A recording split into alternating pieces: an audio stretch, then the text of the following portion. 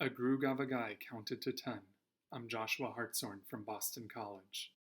I want to talk about a linguistic puzzle. How do children learn the names of things? At first, it may not seem all that complicated. Most people, if they thought about it at all, assume that children learn through ostensive pedagogy. That is, people simply pointing things out to them. Book, thumb drive, cat, swimming goggles, carnival mask, elephant. So it's not quite wrong, but it's definitely not right either. The story is missing some really important details. The problem was first pointed out by the great American philosopher W.V.O. Quine in his 1960 book Word and Object. Quine tried to put us in the baby's shoes, or booties, by imagining that we're in a situation very similar to that of a baby who's trying to learn language. So imagine you're an explorer who's encountered a remote village. The villagers have never had any contact with the outside world, so they don't know your language and you don't know theirs, but they're friendly, and they take you into their village to live for a while, and you try to learn their language. One day you're out with one of your friends walking through a field. That's you in the explorer's hat. Suddenly, a rabbit bursts out from behind a rock and bounds across the field. Your friend points and says, "Gavagai." What does gavagai mean? Well, rabbit's an obvious choice, but Quine, being a good empiricist philosopher, noticed that there are many other choices as well. There's a lot going on that your friend could have been talking about.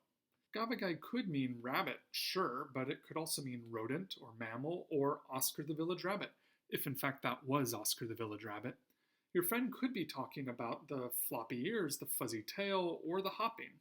She might be commenting on the moving fuzziness, or the potential for dinner, or remarking that that thing would make a good earmuff.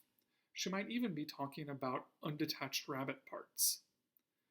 Some of these you might be able to rule out if you get lucky. If your friend only says gavagai when rabbits are around, we can probably rule out rodent or mammal. And if she says gavagai around multiple different rabbits, it's probably not the name for a specific rabbit. But process of elimination won't work for all of these. In particular, anytime you see a rabbit, you're also seeing undetached rabbit parts. So context is never going to tell those two apart. Now, Quine wasn't the sort to let a strange outcome stand in the way of his logic. He concluded that not only would you never know whether gavagai meant undetached rabbit parts, but for all we know, rabbit means undetached rabbit parts. In fact, different people could disagree about the meaning of the same word and never even know.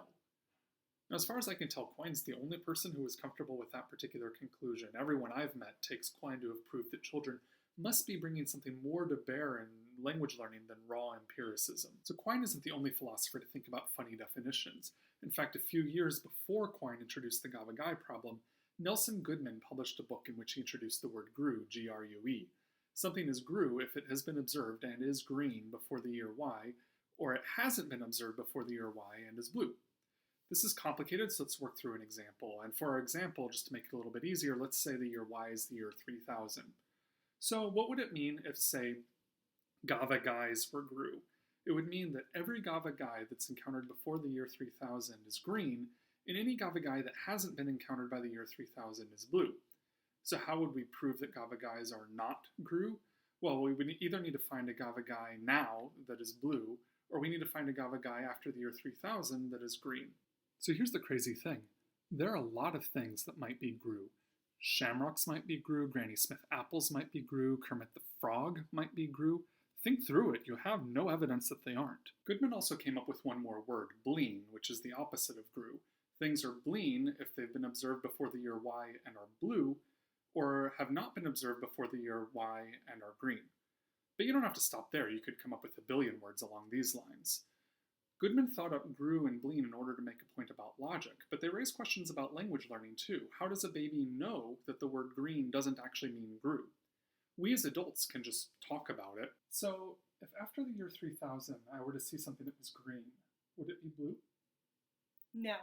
But a baby has a lot less to go on, and a true empiricist baby should be considering the very real possibility that words could have meanings along the lines of grue and bleen and their many, many cousins, and this would make language learning a whole lot more complicated. So, the fact that language learning is possible at all suggests that it involves more than raw empiricism. Our unwillingness to consider all logical possibilities is probably not restricted to language learning. So take the following example. I'm going to list a few numbers, you guess the next one. 1, 2, 3, 4, 5, 6, 7, 8, 9, 10. So obviously the next number is 37, right? No, that's not what you were thinking about?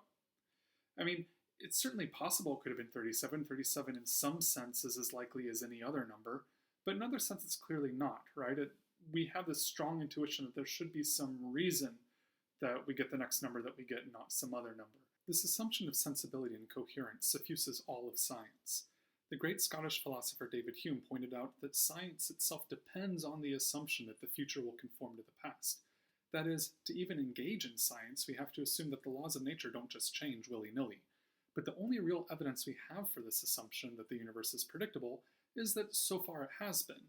That is, doing science seems to require the same assumption of sensibility that children bring to the problem of learning language.